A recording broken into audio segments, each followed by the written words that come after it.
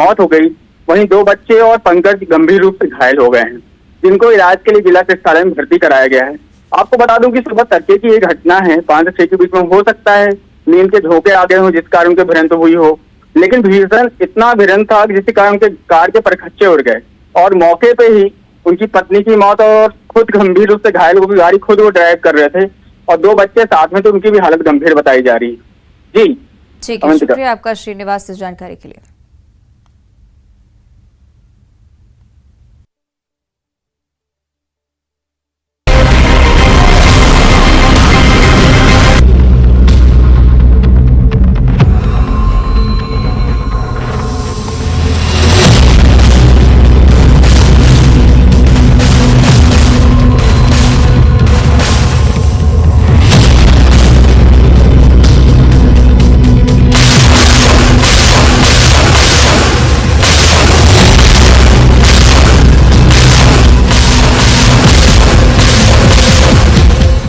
Putin ने Finland को बहुत साफ साफ शब्दों में वार्निंग दे दी है कि इतने बम मारूंगा कि पता नहीं चलेगा कि फिनलैंड है या यूक्रेन। रूस की तरफ से एकदम सीधी चेतावनी आई है।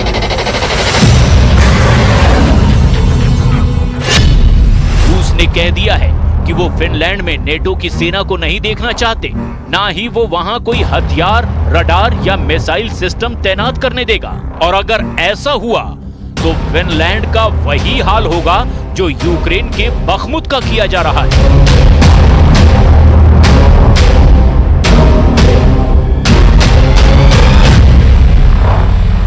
बखमुत वो जगह है जहां लाशों का पहाड़ खड़ा कर दिया गया। यूक्रेन पर ईस्टर पर भी गोला बारूद बरसा है।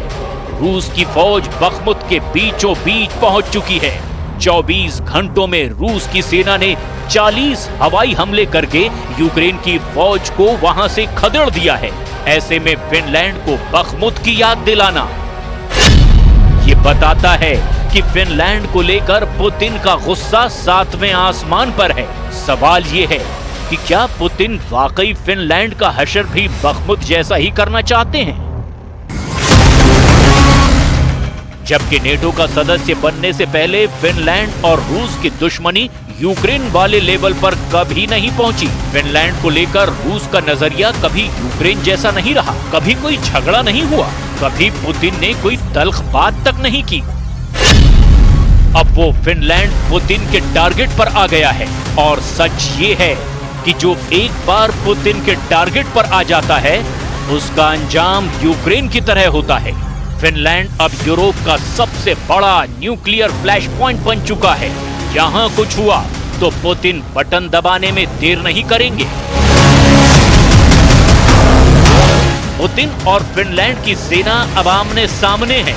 नेटो का सदस्य बनने के साथ ही फिनलैंड ने पुतिन को हमले की दावत दे दी है। हालांकि पिछले कुछ सालों से फिनलैंड का रूस को लेकर रवैया अड़ियल रहा है और ये बात आप उसकी 2 बहुत ही बड़ी डिफेंस डील के जरिए समझ सकते हैं। फिनलैंड अपने पुराने F-18 हॉर्नेट फाइटर जेट को हटाकर अमेरिका से ही 5वीं पीढ़ी का F-35 विमान खरीद रहा है। इस डील के टारगेट पर सिर्फ और सिर्फ रूस है।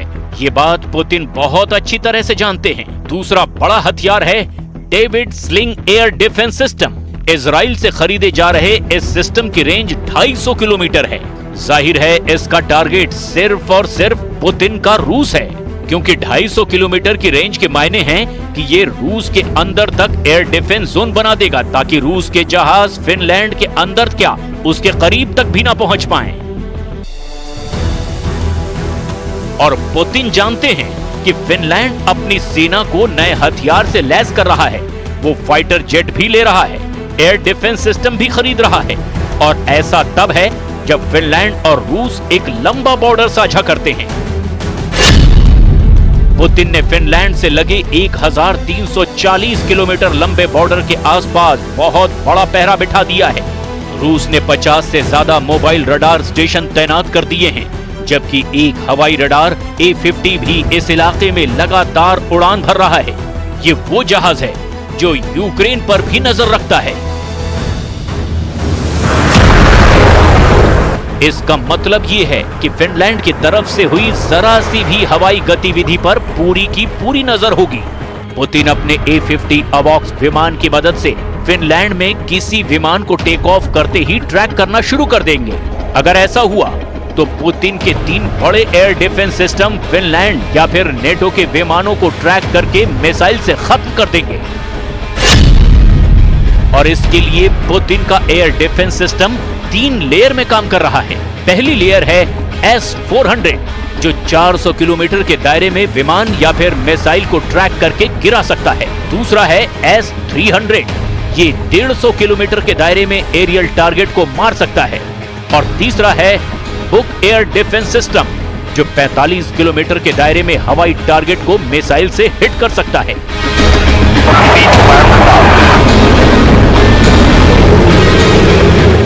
रूस के एयर डिफेंस की तोड़ के लिए फिनलैंड ने भी तैयारी की हुई है। फिनलैंड अमेरिका से 5वीं पीढ़ी का फाइटर जेट F-35 खरीद रहा है। ये वो विमान है जो रडार की पकड़ में नहीं आता, लेकिन रूस के रडार के सामने क्या ये फाइटर जेट छुपने में कामयाब रहेगा? ये बहुत बड़ा सवाल है जिसका जवाब बाइडेन के पास भी नहीं है और पुतिन भी बड़े दावे नहीं कर सकते। इसलिए खतरा कब न्यूक्लियर लेवल तक पहुंच जाए कुछ नहीं कहा जा सकता। नेटो भी जानता है कि परमाणु बम तैयार हैं। पुतिन के लिए इस वक्त फिनलैंड का मतलब है नेटो। अगर फिनलैंड में कोई नया हथियार आता है तो पुतिन मानेंगे कि नेटो अपना अटैक सिस्टम रूस के करीब ला रहा है और ऐसा होने पर पुतिन उसी तरह हमला करेंगे जैसे उन्होंने यूक्रेन पर किया है। इस वक्त रूस की सेना ने अपनी नजर फिनलैंड के बॉर्डर की तरफ कर दी है। फिनलैंड के बॉर्डर के करीब रूस के न्यूक्लियर बम वर्षक लगातार उड़ान भर रहे हैं। रूस के ये ऐसे बम वर्षक विमान परमाणु बम से हमला कर सकते हैं। ऐसे ही विमानों का इस्तेमाल पुतिन यूक्रेन पर भी कर चुके हैं और बाल्टिक इलाके में भी उनके ये विमान लगातार उड़ान भरते रहते हैं। इनमें 3 विमान बहुत ही खतरनाक हैं। पहला है Tu-95, दूसरा है Tu-22 और तीसरा है Tu-160। ये तीनों बम वर्षक नेटो के लिए बहुत बड़ा खौफ माने जाते हैं।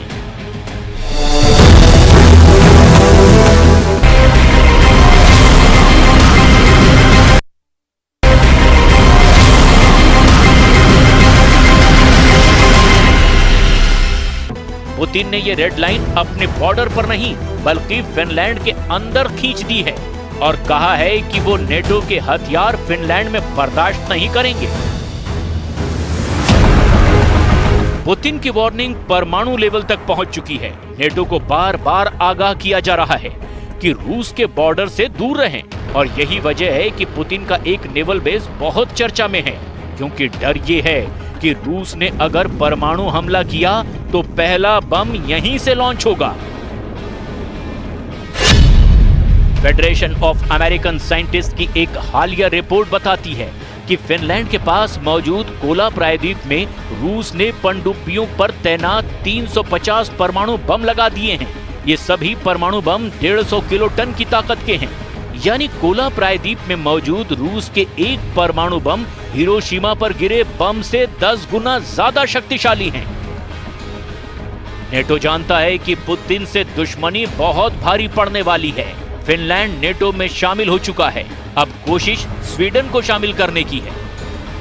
ऐसे में नेटो के विस्तार मुहिम को रोकने के लिए क्या पुतिन फिनलैंड पर परमाणु हमला कर देंगे? क्या पुतिन स्वीडन को भी नहीं बख्शेंगे? क्या नेटो से स्वीडन और फिनलैंड की करीबी परमाणु युद्ध की वजह बन जाएगी?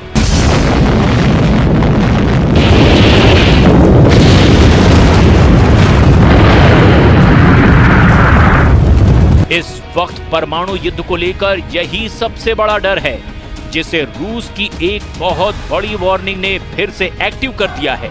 किसी भी हालात में परमाणु डिप्लॉयमेंट का मतलब है कि पुतिन अपनी सबसे खतरनाक मिसाइलों को एक्टिव कर देंगे। पुतिन का परमाणु तहखाना कैलिनिनग्राद और बाल्टिक सागर में भी खुल जाएगा। पश्चिमी मीडिया में लगातार चर्चा हो रही है कि फिनलैंड की नेटो में एंट्री से पुतिन और यूरोप के बीच तनाव चरम सीमा पर पहुंच गया है। नेटो और रूस की बरसों पुरानी दुश्मनी का सबसे नया एपिसेंटर अब फिनलैंड बन चुका है और पुतिन पीछे हटने को राजी नहीं है। एक तरफ से फिनलैंड यूरोप के लिए खूनी दरवाजा बन चुका है, जिसमें दूसरी तरफ पुतिन परमाणु बम लेकर तैयार खड़े हैं, जबकि बाइडेन नेटो का लगातार विस्तार करते जा रहे हैं, ये जानते हुए कि इसका अंजाम परमाणु युद्ध हो सकता है और पुतिन इसके लिए पूरी तरह तैयार बैठे हुए हैं। पुतिन की पनडुब्बी से दागी जाने वाली बुलावा मिसाइल खतरनाक है। इसकी रेंज 8000 किलोमीटर से भी ज्यादा है। ये बोरे क्लास की एक पनडुब्बी से दागी जाती है। आप इसके लॉन्चिंग की तस्वीरों में इसका रौद्र रूप देखिए।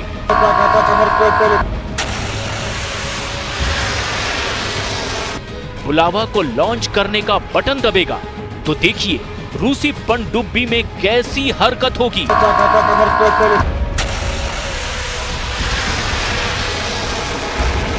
प्रेसिडेंट की तरफ से लॉन्च कोड मिलने के बाद बोरे क्लास पनडुब्बी में तैनात नौसैनिक कोड मिलाएंगे।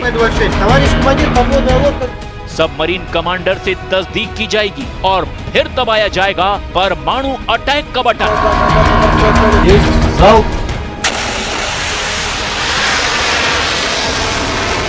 और इसके बाद दनादन समंदर के अंदर से 8000 किलोमीटर की रेंज वाली बुलावा निकलेंगी। बोरे क्लास की सबमरीन से ऐसी 16 मिसाइल दागी जा सकती हैं।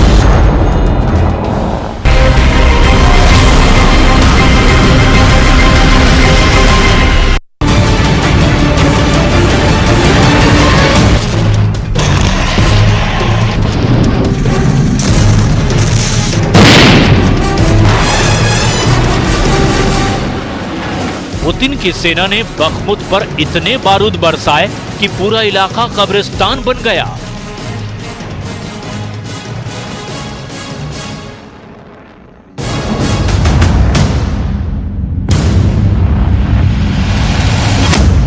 ज़ेलेंस्की की आर्मी जंग में हार के मुहाने पर खड़ी है।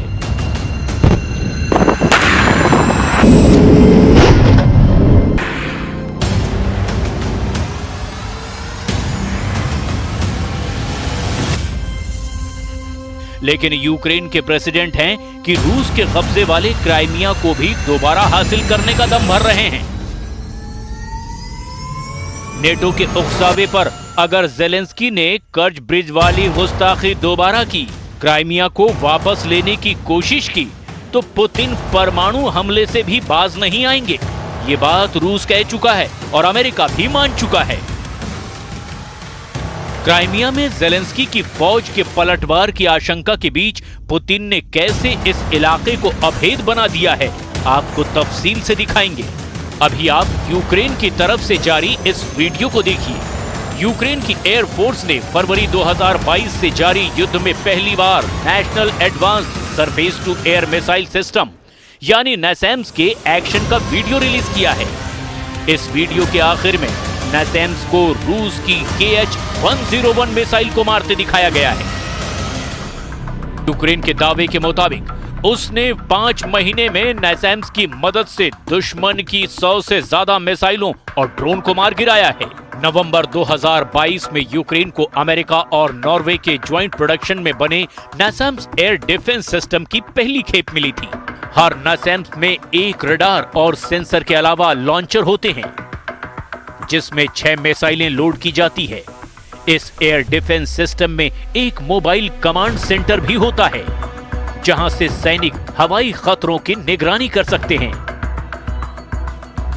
इस एयर डिफेंस सिस्टम की मुंह दिखाई के साथ ही यूक्रेन की पक्की हार की तारीख भी सामने आ गई है। ये तारीख अमेरिकी अखबार न्यूयॉर्क टाइम्स ने पेंटागन के लीक दस्तावेजों के हवाले से जारी की है। न्यूयॉर्क टाइम्स के मुताबिक रूस की भारी गोलाबारी ने यूक्रेन के एयर डिफेंस को खोखला कर दिया है। पेंटागन के लीक दस्तावेजों के हवाले से अमेरिकी अखबार ने लिखा कि 3 मई तक यूक्रेन का एयर डिफेंस पूरी तरह से चरमरा जाएगा।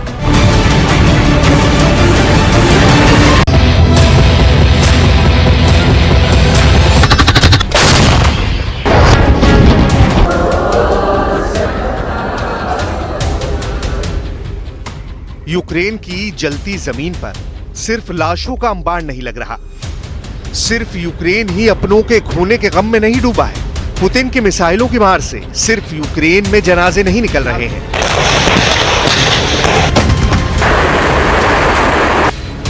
बम सिर्फ यूक्रेन में नहीं फट रहा। एटम बम सिर्फ यूक्रेन पर गिराने की बात नहीं हो रही।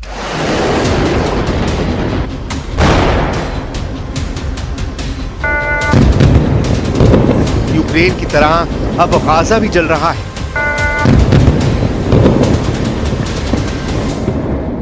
इजराइल भी उबल रहा है। मौतों की तादाद फिलिस्तीन और इजराइल में भी बढ़ रही है।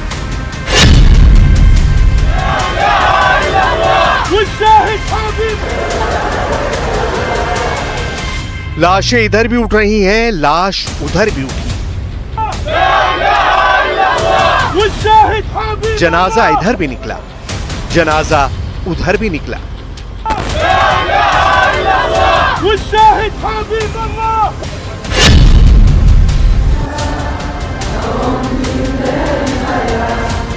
चाहने वालों के इधर भी आंसू बहे, चाहने वालों का उधर भी कलेजा फटा।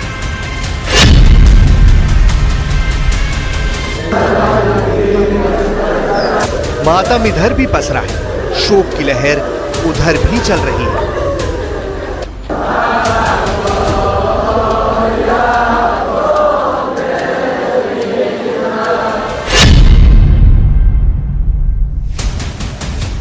लेकिन इस बीच मिसाइलें इधर भी दागी जा रही हैं, मिसाइलें उधर भी दागी जा रही हैं।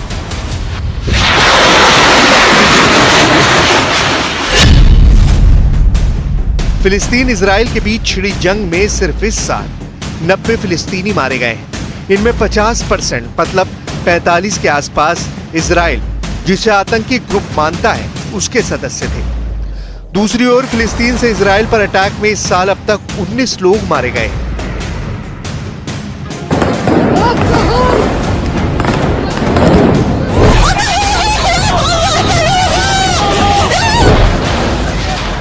पांच अप्रैल को अल-अक्सा मस्जिद में इजरायली फोर्स के घुसने के बाद गाजा भी खोल रहा है और तेल अवीव में भी गुस्से की ज्वाला धधक रही है।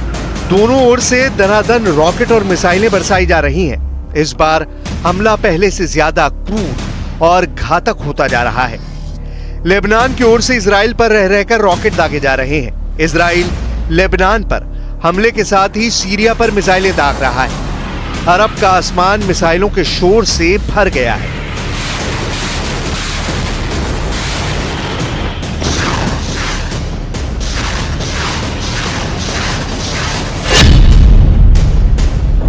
इजराइल का गाजा पर अटैक। इजराइल से लेकर फिलिस्तीन, सीरिया, लेबनान तक के लोगों की रातें आंखों में कट रही हैं। मिसाइल हमले के भय से लोग सहम गए हैं। सामने मौत खड़ी दिखती है।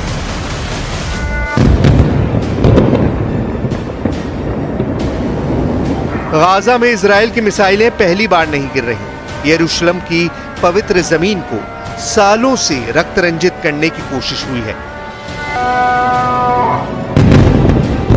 अल-अक्सा मस्जिद की घटना ने फिलिस्तीन इजराइल के बीच युद्ध का ऐसा उन्माद पैदा कर दिया है जिसका अंजाम एक और महायुद्ध के सिवाय कुछ नहीं दिखता।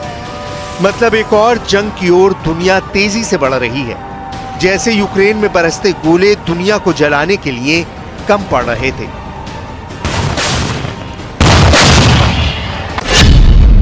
इजराइल ने 3 जगहों पर ताजा मिसाइलें दागी हैं। पहला गाजा, दूसरे दक्षिणी लेबनान में और तीसरे सीरिया में। ये तीनों इजराइल के कट्टर दुश्मन हैं। फिलिस्तीनियों से दुश्मनी की कहानी आपको पता ही है। लेबनान और सीरिया पर इजराइल क्यों बम बरसा रहा है, इसकी डिटेल समझनी बहुत जरूरी है, क्योंकि इन फिलिस्तीन या लेबनान या सीरिया, इनमें से कोई भी इजराइल के मुकाबिल खड़ा नहीं हो सकता। इन सब की बागडोर ईरान के हाथ में है। यानी तेहरान में बैठे राष्ट्रपति इब्राहिम रईसी का हुक्म जो यहां पहुंचता है, इजराइल पर उसी के मुताबिक रॉकेट दागे जाते हैं।